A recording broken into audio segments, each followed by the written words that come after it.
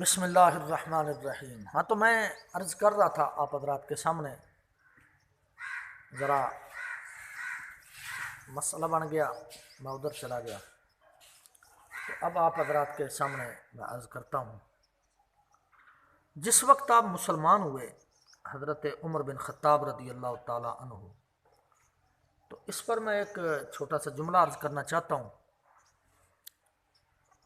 اور اس کے بعد انشاءاللہ العزیز آپ کی دعائیں لینے کے لیے حضرت عمر بن خطاب کی شہادت کا موضوع شروع کرتے ہیں۔ اللہ حضرت امام اہل سنت، امام غیرت مند، امام احمد رضا خان صاحب رحمۃ اللہ علیہ، آپ سرکار فرماتے ہیں کہ جس وقت حضرت عمر بن خطاب اپنی ہمشیرہ محترمہ کے گھر پہنچے تو اس وقت آیت بینہ قرآن پاک کے اندر تلاوت جاری تھی، یسبح للہ ما فی السماوات و ما فی الارض وہو العزیز الحکیم۔ تو اور بھی روایات کے اندر موجود ہے کہ طٰہٰ شریف کی تلاوت جاری تھی۔ اب میں نے جو آپ حضرات کے گوشے گزار کرنا ہے وہ کچھ اس طرح ہے کہ حضرت عمر بن خطاب رضی اللہ تعالیٰ عنہ حضرت زید بن ارقم کے گھر تشریف لائے، اور آپ کے گھر تشریف لا کر میرے نبی پاک صلی اللہ علیہ وسلم کے قدمین شریفین چومے اور مسلمان ہوئے۔ تو اسی پر ہی سب سے پہلے جو نعرہ تکبیر لگایا گیا ہے یہ حضرت عمر بن خطاب رضی اللہ تعالیٰ عنہ نے لگایا، اور چونکہ اس دور کے اندر جہاں ہر طرف ظلم و ستم ہوں، اس دور کے اندر اللہ کا نام بلند کرنا یہ حضرت عمر بن خطاب رضی اللہ تعالیٰ عنہ کا کام، جو اللہ تبارک و تعالیٰ نے آپ کو ہمت عطا فرمائی تو آپ نے یہ نعرہ لگایا، اس لیے آپ کو فاروق کہا جاتا ہے، یعنی فاروق فرق بین الحق والباطل۔ تو یہ حضرت عمر بن خطاب رضی اللہ تعالیٰ نبی کریم صلی اللہ علیہ وسلم کے وصال مبارک پر حضرت عمر بن خطاب نے جو جملے ارشاد فرمائے تھے وہ جملے کیا تھے وہ آپ سماعت کریں گے۔ فرمایا کہ جس نے میرے محبوب کے بارے میں یہ لفظ کہہ دیے کہ حضور علیہ الصلوۃ والسلام کا وصال با کمال ہو گیا ہے، فرمایا میں اس کا سر اڑا دوں گا۔ کہ اب بھی کہتے ہیں کہ معاذ اللہ منافق تھے اور اسلام کے اندر منافق ہو کر داخل ہوئے، تو اس کا مطلب ہے جو منافق کہے وہ خود منافق ہے۔ حضرت عمر بن خطاب کے ایمان کی مثال میں آگے چل کے عرض کرتا ہوں، اللہ تبارک و تعالیٰ نے کیا ان کے ایمان کی مثالیں بیان فرمائیں۔ تیروں کی بچھاڑ ہوتی رہی جبل خندق کے دامن میں، لیکن حضرت عمر فاروق رضی اللہ تعالیٰ عنہ جہاد بھی فرماتے رہے اور جہاد کے ساتھ ساتھ نماز بھی ادا فرماتے رہے۔ اس جگہ کا نام ہی مسجد عمر، وہاں مسجد رکھ دی گئی۔ جس وقت بیت المقدس شریف کے اندر داخل ہوئے تو آپ کی قمیص مبارک کو پیوند لگے ہوئے تھے اور خود پیدل چل رہے تھے، غلام آپ کا سواری پر سوار تھا، جی جو یہ کہے کہ پورے دا پورا فدق ہی کھا گئے۔ تو کیا فدق کھانے والے اس طرح ہوتے ہیں کہ خود پیدل چلتے ہیں اور ان کے کپڑوں کو پیوند لگے ہوتے ہیں؟ کوئی عقل والی بات ہونی چاہیے۔ جو آدمی شراب پی کر پڑھے اور شراب پی کر بکواس کرے تو وہ حضرت عمر بن خطاب کے مرتبے کو کیسے جان سکتا ہے، اور کیسے اس کو پتہ چل سکتا ہے کہ عمر کہتے کس کو ہیں؟ حضرت عمر بن خطاب کے بارے میں نبی کریم صلی اللہ علیہ وسلم نے یہ فرمایا کہ کیسر و کسریٰ کے وزیروں سے ملنا ہوتا ہے اور مسلمانوں کو شرم آتی ہے۔ حضرت امہات المومنین حضرت عائشہ صدیقہ اور حضرت حفصہ کے وفد نے یہ آ کر آپ کو خبر پہنچائی رسول اللہ صلی اللہ علیہ وسلم کی طرف سے۔ حضرت علی المرتضیٰ کو حضرت سیدنا عمر بن خطاب نے بڑا خوبصورت جملہ ارشاد فرمایا۔ کیا فرمایا کہ میں تو صرف اتنا جانتا ہوں کہ قیامت کے روز نہ میری نیکیوں کا اجر ملے نہ خطا کے عوض پکڑو، میرے لیے یہی کافی ہے۔ اس کے گواہ حضرت علی المرتضیٰ ہیں۔ اور اپنی کتاب میں پڑھ کر دیکھ لے، یہ جو منافقت کی کالک کا مارا ہوا ہے، یہ اپنی کتاب میں پڑھ کر دیکھے کہ حضرت عمر بن خطاب کو حضرات حسنین کریمین نے کیا کیا انعام عطا فرمائے تھے اور کیا کیا تحفے عطا فرمائے تھے۔ بہرحال انشاءاللہ وقت ملا تو میں آپ کے سامنے رکھوں گا۔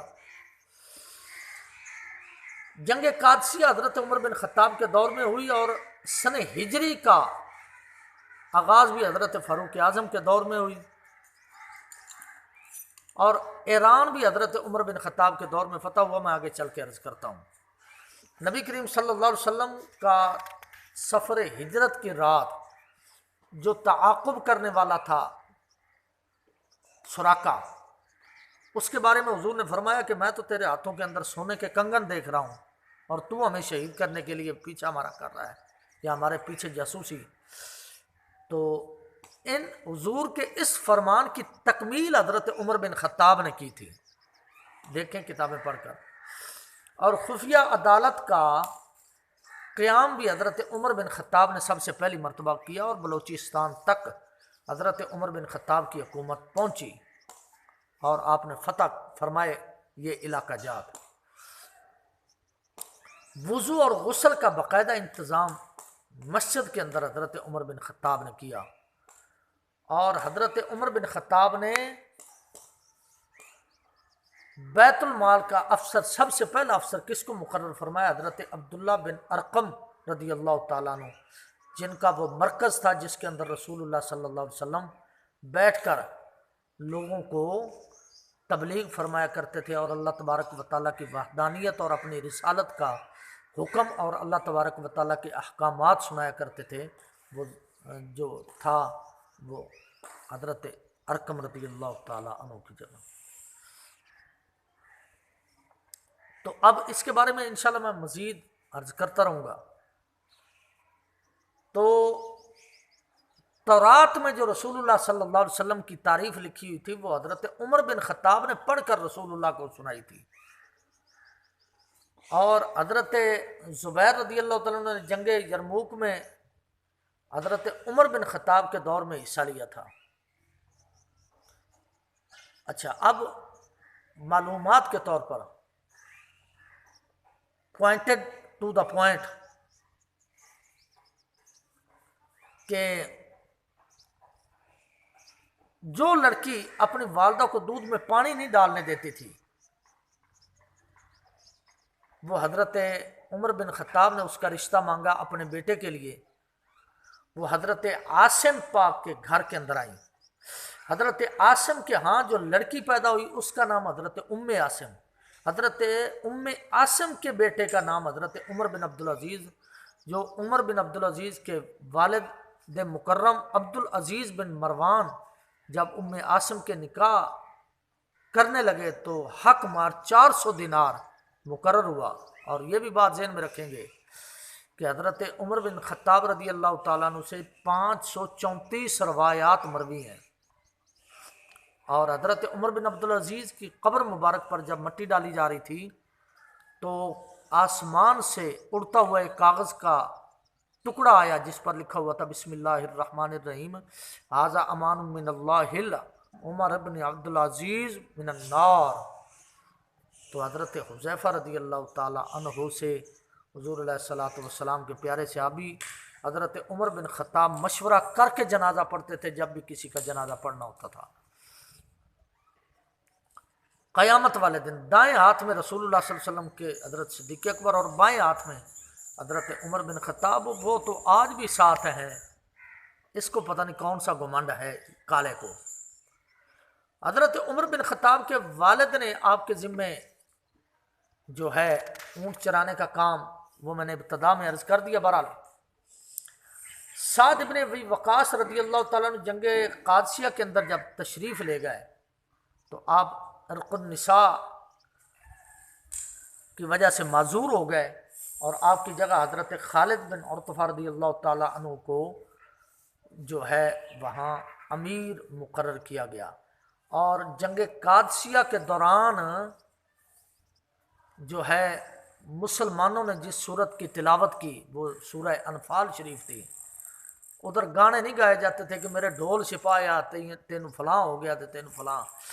جب بھی مسلمانوں پر کوئی مشکل وقت آتا ہے تو مسلمان اکٹھے ہو کر اللہ تبارک و تعالیٰ کا ذکر کرتے ہیں، اس کے رسول کا ذکر کرتے ہیں اور قرآن کی تلاوت کرتے ہیں۔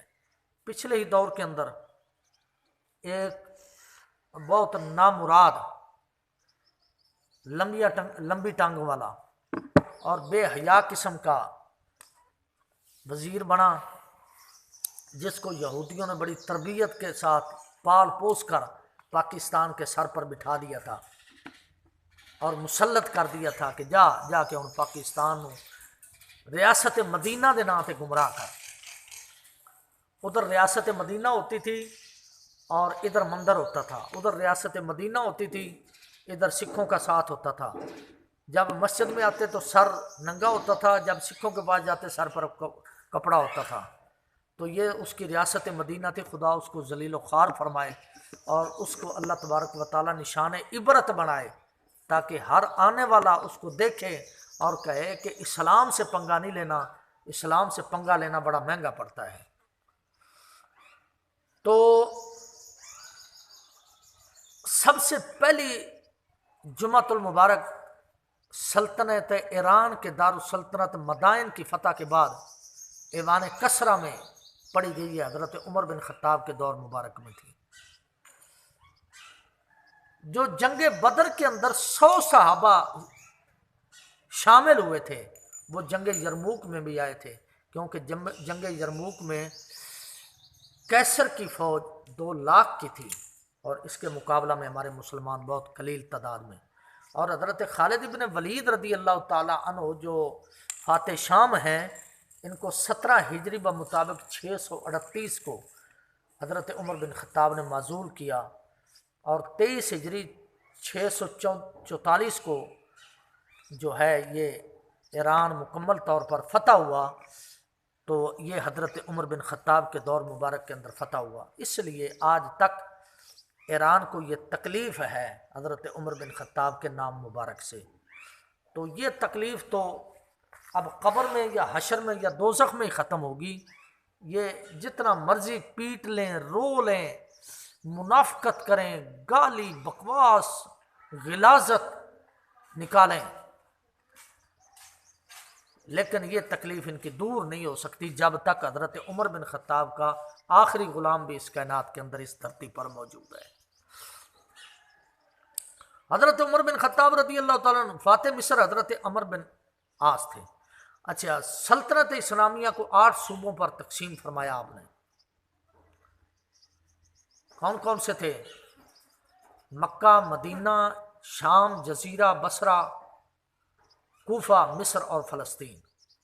حضرت عمر بن خطاب کے اندر دور مبارک کے اندر صفوان بن امیہ کے مکان کے اندر سب سے پہلا جیل خانہ بنایا گیا، اور 9 میل لمبی نہر کھودی گئی حضرت عمر بن خطاب کے دور مبارک میں بصرہ میں۔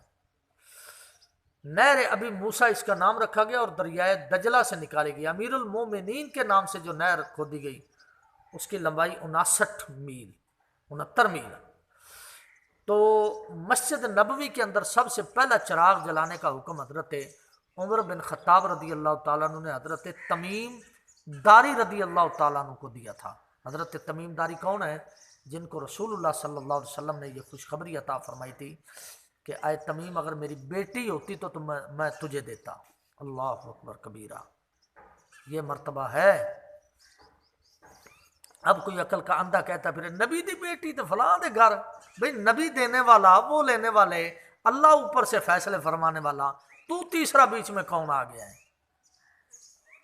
بہرحال حضرت سعد بن ابی وقاص رضی اللہ تعالیٰ عنہ بھی عراق میں امیر المومنین کے لقب سے مشہور تھے، اور حضرت عمر بن خطاب نے اپنی زندگی کا آخری حج 23 ہجری مبارک کو کیا۔ اور ایک بات میں آپ کے سامنے عرض کرتا چلوں، تھی اصل میں نبیذ، میں صرف اشارے دے رہا ہوں، تھی اصل میں نبیذ۔ آپ کے شہزادے حضرت ابو شہمہ نے یہ نبیذ پی تھی، لیکن منافقین چونکہ ان کے نام مبارک سے حضرت عمر بن خطاب کے نام مبارک سے بھی جیلس تھے، جلتے تھے، تو انہوں نے یہ الزام لگایا کہ انہوں نے شراب پی ہے۔ تو ان کو اس مد کے اندر حضرت عمر بن خطاب نے خوف خدا کی وجہ سے سزا بھی عطا فرمائی، کوڑے لگوائے آپ نے باقاعدہ۔ فرمایا کہ اب یہ ظاہری طور پر یہ گواہی دے رہے ہیں، تو تیرے پاس چونکہ کوئی گواہ نہیں ہے، لہٰذا اللہ تبارک و تعالیٰ اور اس کے رسول کو کافی سمجھتے ہوئے یہ برداشت کر۔ بہرحال اس کے اندر بہت ساری مسئلتیں ہیں۔ بہرحال حضرت عمر بن خطاب کی ازواج مطہرات حضرت زینب مدعون، حضرت جمیلہ بنت عاصم بن ثابت، غنگا عاتقہ بن زید، حضرت ام کلثوم، حضرت ام حکیم، اللہ اکبر، فقیہ اور یمنی ہیں۔ حضرت عمر بن خطاب نے 2 بیویوں کو طلاق بھی دی تھی بوجہ مشرکہ ہونے کے، قریبہ بنت ابی امیہ المخزومی، ملیکہ بنت جرعون المخزومی۔ حضرت ام کلثوم جن کا تعلق خاندان نبوت سے تھا، حضرت عمر بن خطاب نے کیا کہا حضور کی، حضرت مولا علی کی بارگاہ میں حضور کی حدیث پاک پیش کی، کل حسب و نسب ینقطع یوم القیامہ الا حسبی و نسبی۔ حضور نے فرمایا قیامت والے دن ہر حسب و نسب ختم ہو جائے گا، منقطع ہو جائے گا، تعلق ختم ہو جائیں گے، لیکن اگر باقی رہے گا تو میرا خاندان اور میرا حسب نسب باقی رہے گا۔ اس حدیث کو مد نظر رکھتے ہوئے حضرت عمر بن خطاب نے مولا علی کی بارگاہ میں عرض کیا، آپ نے اس کو قبول کیا، اور حضرت ام کلثوم کا نکاح حضرت عمر بن خطاب سے کیا۔ نکاح کرانے والے حضرت علی، حضرت عمر بن خطاب رشتہ دینے والے علی، یہ تیسرا پتہ نہیں کہاں سے ٹپک پڑا کہ نہیں جی اے نہیں ہونا چاہیے تھا سی بھی۔ کیوں نہیں ہونا چاہیے تھا؟ یا تو ان کو مولا علی نہ کہو، اگر مولا علی کہتے ہو تو پھر یہ کون سی بکواس بازی ہے۔ بہرحال حضرت عمر بن خطاب نے اپنے وصال مبارک سے چند دن پہلے حضرت صہیب رومی رضی اللہ تعالیٰ عنہ، صہیب بن سنان رومی، آپ کو نماز کے لیے حکم فرمایا۔ 27 ذوالحجہ 23 ہجری نماز فجر کی امامت میں آپ کو شہید کیا گیا، اور جس وقت آپ کو شہید کیا گیا تو اس وقت عبد الرحمن بن عوف اور 7 صحابہ تھے جو اس صف سے، پہلی صف سے نکلے اور شہید کرتے وقت اس کے پیچھے دوڑے اور اس کو جا کر خبیث کو پکڑا، آپ کو شہید کیا گیا۔ بہرحال وہ میں شہادت چل کے آپ کی عرض کرتا ہوں آخر میں۔ 24 ہجری یکم محرم الحرام کو نبی کریم صلی اللہ علیہ وسلم کے مزار مبارک کے اندر آپ کو دفن کیا گیا۔ تو حضرت عمر بن خطاب کے بارے میں حضرت عمر بن خطاب نبی کریم صلی اللہ علیہ وسلم نے کس خلیفہ کے بارے میں یہ فرمایا تھا کہ اگر میرے بعد نبی ہوتا تو حضرت عمر بن خطاب، یہ حضرت عمر بن خطاب کا مقام اور مرتبہ اللہ کی بارگاہ میں تھا۔ تو یہاں ایک بات صاحبزادہ افتخار الحسن صاحب فرمایا کرتے تھے کہ جیڑا کامل فاروق، جن کو کامل بنانے والی نگاہ نبوت ہے، اس کامل نے آج تک نہیں کہا کہ میں نبی بن کے آیا ہوں، اور کانیا دجالہ خبیثہ کتیا تو کیسے کہتا ہے کہ میں نبی ہوں؟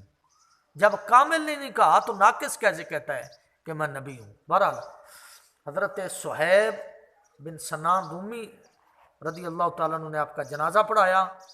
حضرت مغیرہ بن شعبہ کے ایک پارسی غلام ابو لولو فیروز، اس نے آپ کو شہید کیا، یعنی حضرت عمر بن خطاب رضی اللہ تعالیٰ عنہ کو۔ اب جو دعا مانگی تھی رسول اللہ صلی اللہ علیہ وسلم نے، محبوب خدا نے منگی دعا اللہ نے کیتا عمر عطا، جیڑا آکھے عمر مراد نہیں او دے کلمے دا اعتبار نہیں۔ حضور نے فرمایا اللہم اعز الاسلام بعمر بن الخطاب او بعمر بن حشام۔ تو نبی کریم صلی اللہ علیہ وسلم کی بارگاہ میں اللہ تبارک و تعالیٰ نے کس کو بھیجا؟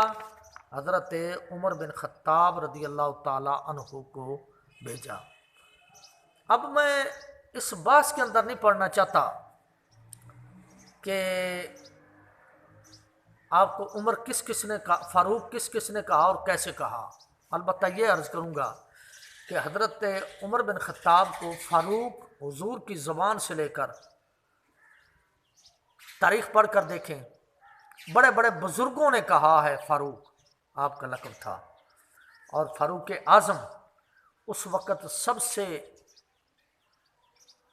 بلند آواز کے ساتھ اور دلیری کے ساتھ اور جرت کے ساتھ اور عزیمت کے ساتھ، جس وقت مسلمان چھپ کر عبادت کرتے تھے اس وقت سب سے پہلے جہری طور پر عبادت کا جو آغاز کیا گیا وہ حضرت عمر بن خطاب رضی اللہ تعالیٰ عنہ نے کیا، اس لیے فاروق اعظم آپ کو کہا جاتا ہے۔ یعنی اور بھی تھے، حضرت صدیق اکبر، حضرت مولا علی، حضرت عثمان غنی، یہ سارے کے سارے تھے، لیکن جو سب سے زیادہ حق اور باطل کے درمیان فرق کرنے والے تھے وہ حضرت عمر بن خطاب تھے، اس لیے آپ کو فاروق اعظم کہا جاتا ہے۔ اس کے اندر نہ مرزا جونیئر کو تکلیف ہونی چاہیے اور نہ مرزا جونیئر کے کسی خبیث کرندے کو تکلیف ہونی چاہیے، کیونکہ یہ لقب 1400 سال سے آپ کے ساتھ آ رہا ہے، تو یہ نہیں ہونا چاہیے کہ جناب ادھر فاروق اعظم کو کیوں کہا۔ فاروق اعظم ہم کہتے ہیں، مسلمان کہتے ہیں، تجھے کیا تکلیف ہے اور تیرے ماننے والوں کو کیا تکلیف ہے؟ تو یہ بکواس بازی نہیں ہونی چاہیے اللہ تبارک و تعالیٰ کے نیک اور پاکیزہ بندوں کے بارے میں اور اللہ کے مقبول بندوں کے بارے میں۔ حضرت عمر فاروق اسلام لانے کے بعد ہر وقت حضور کے ساتھ رہتے، کوئی دشمن حضور کے قریب آ کر آپ کو نقصان نہ پہنچائے۔ چنانچہ طبقات ابن ابی سعد، الاستیعاب اور ابن عساکر میں ہے، جب آپ اسلام لائے تو اسلام ظاہر ہوا، اسلام کی طرف سے اعلانیہ دعوت دی جانے لگی، اور ہم کعبہ شریف میں بیٹھنے والے اور طواف کرنے والے جو جواب لینے اور جواب دینے کے قابل ہو گئے، یہ بیان صحابہ کرام کا ہے، اور صحابہ کرام ہی اس وقت جو ادھر موجود تھے۔ اب مختصر طور پر ایک دو اشارے عرض کر کے اپنے موضوع کو اختتام کی طرف لے جاتے ہیں۔ ایک بڑا عجیب سا لطیفہ آ گیا میرے ذہن کے اندر کہ ایک آدمی مجھ سے کہنے لگا چھوٹا باس کے علاقے کے اندر کہ عمر بن خطاب کو میں نہیں مانتا۔ میں نے کہا جی کیوں نہیں مانتے آپ؟ کہنے لگا جی عمر بن خطاب کو اس لیے نہیں مانتے کہ عمر جو ہے، لفظ عمر پر توجہ کریں، منافق 100 چال چلتا ہے لیکن مومن کو بھی اللہ تبارک و تعالیٰ نے عطا فرمایا ہے نا جی، عمر تو بے وفا ہے اس لیے ہم عمر کو نہیں مانتے۔ میں نے کہا او کملو او بے وقوف عقل کے اندھے، جب تک تجھے عمر نہ ملے اس وقت تک تو جنازہ جائز نہیں ہے تیرا، تو عمر کو کیسے نہیں مانتا؟ ہاں ایک بات ہے کہ مردے کا حق بنتا ہے کہ وہ عمر کو نہ مانے، جو پیدا ہوتا ہی مرا ہوا پیدا ہو اس کا حق بنتا ہے کہ وہ عمر کو نہ مانے۔ جس کو جو پیدا ہوا اور سانس ملے ہیں تو اس کے لیے تو لازمی ہے وہ مانے یا نہ مانے، ہر آنے والا یا اندر جانے والا سانس بتا رہا ہے کہ تیری یہ جو زندگی ہے یہ ہے ہی عمر کے صدقے۔ خیر بہرحال اس طرف نہیں جائیں گے۔ اب پاکستان کے کافی علاقوں کے اندر ایسے خناس پائے جاتے ہیں جو حضرت عمر بن خطاب رضی اللہ تعالیٰ عنہ، یہاں میں ایک عظمت کے طور پر بات کر دیتا ہوں، وہ کیا ہے؟ عجیب بات یہ سامنے آئی کہ جلنے والے جلتے رہیں گے مگر غلامان مصطفیٰ تا قیامت درود و سلام کے نذرانے اپنے آقا کی دربار میں بھیجتے رہیں گے، تو رحمت کی اس برسات کے چھینٹے صدیق اور فاروق تک بھی پہنچتے رہیں گے۔ اگر امام حسین کا پتہ کربلا کی ریت کے ذرے ہیں تو داتا گنج بخش رحمۃ اللہ علیہ کا ایڈریس بھی لاہور میں سبز گنبد والا قبہ ہے، تو فاروق اعظم کا ایڈریس بھی سبز گنبد والا ہے جو امام الانبیاء کی عظمت و شان کا پتہ بتاتا ہے، نمبر ایک۔ دوسرے نمبر پر اللہ اکبر، عجیب بات سب سے بڑی یہ ہے جو میرے ذہن کے اندر اکثر طور پر کھٹکا پیدا کرتی ہے، وہ کیا ہے کہ جناب ڈاکٹر بہت اچھا ہے لیکن جو مریض آئے مر کر ہی جاتا ہے، واپس جاتا ہے، टीचर बहुत अच्छा है लेकिन इसका हर स्टूडेंट फेल होता है, मुअम्मार बहुत अच्छा है लेकिन इसका मकान मुकम्मल होने से पहले ज़मीन पर आ पड़ता है, वकील बहुत काबिल है लेकिन हर मुकदमा हार जाता है, नबी तो बड़ी शान वाला है लेकिन 2-3 अफराद के सिवा किसी को मोमिन न बना सका, इसका क्या मतलब है? मुझे आप बताना पसंद करेंगे? और ये भी सामने रखेंगे। और दूसरी तरफ कुरान, वरअयतन्नास यदखुलून फी दीनिल्लाहि अफवाजा, और दूसरे मकाम पर मेरे मालिक ने फरमाया हुवल्लज़ी अरसला रसूलहू बिलहुदा व दीनिल हक़्क़ लियुज़हिरहू अलद्दीन कुल्लिह। इसका क्या मतलब होगा? अगर रसूलुल्लाह सल्लल्लाहु अलैहि वसल्लम को देखकर आपका कलमा मुनाफिकत के तौर पर इन तमाम हज़रात ने पढ़ा और पढ़ने के बाद सारे के सारे जो हैं मुनाफिक हो गए थे, माज़ल्ला दीन से फिर गए थे। अब एक बात मैं अर्ज़ करता चलूँ, जिस वक़्त अब्दुल्ला बिन उबई फौत हुआ है ना, तो हज़रत उमर बिन ख़त्ताब ने रसूलुल्लाह सल्लल्लाहु अलैहि वसल्लम की बारगाह में हाथ जोड़कर अर्ज़ किया कि सरकार इसका जनाजा ना पढ़ें, यह मुनाफिक है। तो रसूलुल्लाह सल्लल्लाहु अलैहि वसल्लम ने फरमाया, आए उमर, अभी तक मुझे रोका नहीं गया। अल्लाह तबारक व तआला ने सराहत के साथ नहीं इरशाद फरमाया कि जो है मैं रुक जाऊं मुनाफिक के जनाजे से। जनाजा पढ़ा, उसके बाद अल्लाह तबारक व तआला ने आया मुबारक नाज़िल फरमाई,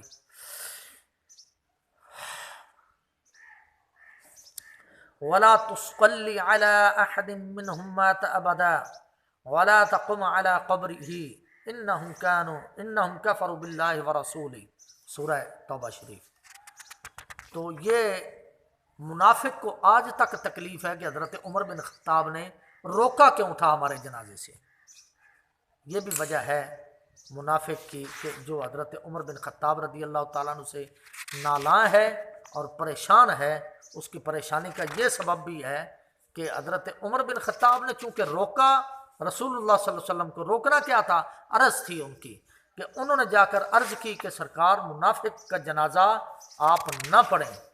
तो हज़रत उमर बिन ख़त्ताब ने जब से रोका, उस वक़्त से आज तक मुनाफिक परेशान है बेचारा कि ये जो है रोक क्यों दिया गया है।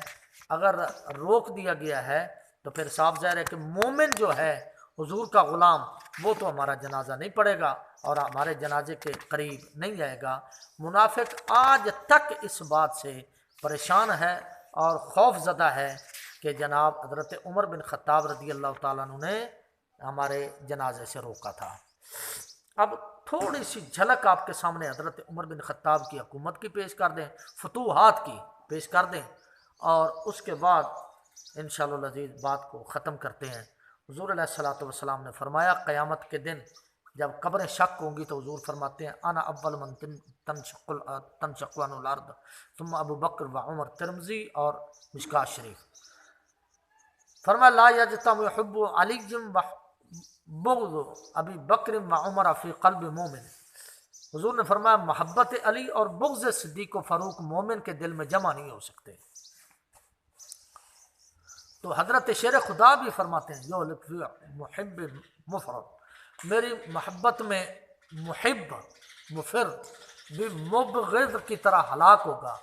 यानी जो हद से बढ़कर मुझसे मोहब्बत करेगा वो भी इसी तरह हलाक होगा जिस तरह मुझसे बुग़्ज़ रखने वाला और मुझसे अदावत रखने वाला हलाक होगा, इसी तरह मुहिब जो है मुझसे मोहब्बत रखने वाला वो भी हलाक होगा। मैं जल्दी जल्दी इस मौजू को आगे की तरफ ले चलूँ, चूँकि मैंने शहादत भी हज़रत उमर बिन ख़त्ताब की बयान करनी आपके सामने। पहले भी माशाल्लाह दोस्त फरमाते रहते हैं, मुझे हुक्मनामे और मोहब्बतनामे भेजते हैं। अल्लाह तबारक व तआला मेरे सब दोस्तों को जो है सलामत बाकरामत रखे। सैयदना उमर बिन ख़त्ताब जिस रोज़ 13 हिजरी 22 जमादुल आखिर को सैयदना सिद्दीक़ अकबर का विसाल हुआ, उसी रोज़ से तख्त खिलाफत पर मुतमक्किन हुए। आपने अहद खिलाफत पर ओहदा जो संभाला, ओहदा खिलाफत पर फैज़ होते बेशुमार फतूहात। यहाँ पर सिर्फ मुख्तसर खाका अर्ज करते हैं, बाकी मज़ीद अल्लामा बलाज़री की किताब पढ़ कर देख लेना, वो वहाँ आपको सब कुछ मिल जाएगा। आपने ग़ज़वात जो फरमाए वो समात करेंगे। फतूहात इराक़ में वाक़या बुएब मन्नान 14 हिजरी, 625 قادسیہ کی جنگ اور فتح محرم 14 ہجری اور 625 عیسوی، جلولہ 16 ہجری اور 637، فتوحات شام، فتح دمشق، محل ذقادہ 14 ہجری بمطابق 635، حمص 14 ہجری بمطابق 635 ہجری، یرموک 5 رجب 15 ہجری 636، بیت المقدس شریف شوال 19 ہجری، جزیرہ 16 ہجری، خوزستان عراق عجم 21 ہجری، رے پر عام لشکر کشی 21 ہجری، آذربائیجان 22 ہجری، تبرستان آرمینیا فارس 23 ہجری 644 ہجری، کرمان ستیان 23 ہجری، مکران 23 ہجری اور 644، خراساں کی فتح اور یزدجر کی ہزیمت 23 ہجری 644، مصر کی فتح 23 ہجری 644، اسکندریہ کی فتح 21 ہجری اور 642، سیدنا عمر کے مقبوضہ ممالک کا کل رقبہ 22,51,130 مربع میل، یعنی مکہ مکرمہ سے شمال کی جانب 1360، مشرق کی جانب 1087 اور جنوب کی جانب 483 میل اور مغرب کی جانب جدہ تک حد حکومت تھی۔ سچ تو یہ ہے کہ دنیا اسلام حضرت عمر بن خطاب کی ذات مقدسہ پر جس قدر بھی فخر کرے تھوڑا ہے۔ آپ نے اپنے عہد خلافت میں ایسی مشکلات کو حل کیا جو انسانی طاقت سے بالا تر ہیں۔ 1026 بلاد اور بڑے بڑے شہروں میں جن میں کفار حکومت تھیں اور بتوں کو خدا مانا جاتا تھا، ان سب کو فتح کر کے دارالاسلام بنایا اور وہاں کی آبادی کو درس توحید اور رسالت دے کر ایمان و اسلام کی دولت عطا فرمائی۔ 4000 مساجد تعمیر کروائیں، ہزاروں بتخانوں کو تباہ کیا۔ حق یہ ہے کہ آپ کی کوشش ہمت نے مشرق سے مغرب اور جنوب سے شمال تک آفتاب اسلام کی طرح نور اسلام اور ایمان پھیلایا، ضلالت کے شہروں میں ہدایت کی مشعلیں روشن کی، تاریکی کفر کی تمام چٹانیں ہٹا کر رکھ دیں۔ اس لیے اسلام کے اندر آپ کے دور کے اندر اگر غور سے پڑھیں، آپ کے دور کے اندر ایک سال میں 5 ملک یا علاقے بھی فتح ہوتے رہے۔ آپ بروز بدھ 22 جمادی الاخر 23 کو خلیفہ بنے اور اگلے سال تک دمشق، حمص، بعلبک، بصرہ اور ایلیا فتح ہو چکے تھے۔ آپ کی خلافت کی ایک چھوٹی سی جھلک آپ کے سامنے پیش کر کے پھر بات کو آگے کی طرف لے جاتے ہیں۔ آپ کی فتوحات کا ذکر کرنے کے بعد انشاءاللہ العزیز واپس آپ کی دور خلافت کے اندر آتے ہیں کہ کون کون سے علاقے آپ نے فتح فرمائے۔ ایک محتاط اندازے کے مطابق حضرت عمر بن خطاب کے مقبوضہ ممالک کا کل رقبہ 22,51,030 مربع میل تھا، جس کا حدود اربع اس طرح ہے کہ مکہ شریف سے شمال کی جانب 1036، مشرق کی طرف 1087 اور جنوب کی سمت 483 اور مغرب کی جانب چونکہ آپ کی حکومت کی سرحد جدہ تک تھی اس لیے اس کے بیان کی ضرورت نہیں۔ اچھا، جو آپ نے ممالک فتح فرمائے ان کا بیان مختصر عرض کریں۔ شام، عراق، جزیرہ خوزستان، عراق عجم، آرمینیا، آذربائیجان، فارس، کرمان، خراساں اور مکران، جس میں بلوچستان کا بھی کچھ حصہ آتا ہے۔ آپ نے 10 سال کے کچھ زیادہ مدت میں یہ ممالک فتح کیے۔ اللہ تبارک و تعالیٰ کی بارگاہ میں جو حضرت نبی کریم صلی اللہ علیہ وسلم نے دعا مانگی تھی نا، عرض کیا تھا کہ اللہم اعز الاسلام بعمر بن الخطاب، تو اس کے اندر یہ حدیث اس وقت پوری ہوئی جب 10 سال کے عرصے کے اندر یا اس سے کچھ زیادہ آپ نے یہ علاقہ جات فتح فرمائے۔ اس وقت یہ حدیث پاک لوگوں کے سامنے کھل کر سامنے آئی اور لوگوں نے کہا کہ واقعی حضور علیہ الصلوۃ والسلام نے جو دعا مانگی تھی وہ دعا آج پوری ہو گئی۔ آپ نے مفتیوں کا شعبہ، مفتی حضرات کا، فقیہ حضرات کا شعبہ، علماء کا شعبہ اور مدرسین کا شعبہ اور قاریوں کا شعبہ، یہ جب ترتیب دیے تو اس کی میں آپ کے سامنے پوری ڈیٹیل عرض کروں گا۔ اب حضرت عمر بن خطاب نے بغیر کسی پیش کی مثال اور نمونے کے صحیح جمہوری حکومت قائم فرمائی، جس کو جمہوری نظام کہتے ہیں۔ یہ جمہوریت نہیں بلکہ یہ لعنت ہے، جبکہ گرد و پیش کی حکومتوں کا جمہوری ذوق و مزاج ہی نہ تھا۔ ایران اور روم کبھی بھی اس شرف سے ممتاز نہ ہوئے۔ آپ نے شورائی نظام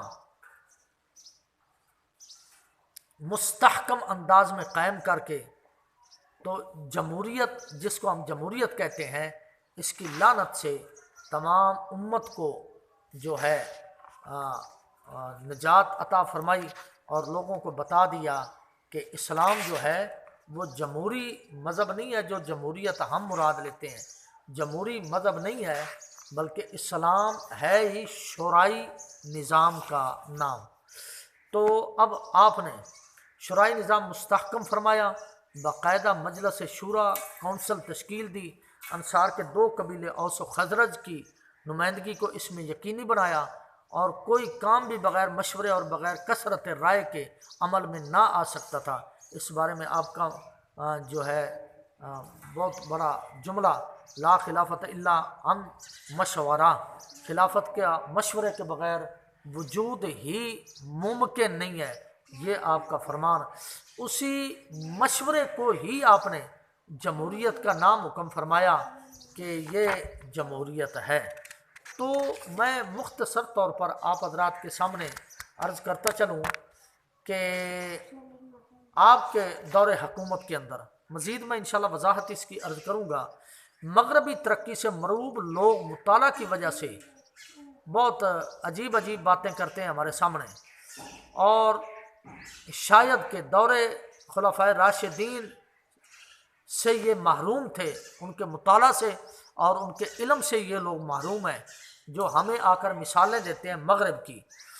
مثلا حضرت عمر بن خطاب، مثلا جمہوریت، پارلیمنٹ، اسمبلی، سینٹ اور اس کے دیگر لوازمات کی پوری جھلک دور صدیق میں بھی تھی، اور حضرت عمر بن خطاب کے دور میں تو خوب متعارف ہوئی، بلکہ آپ نے ان کو خوب فروغ بھی دیا۔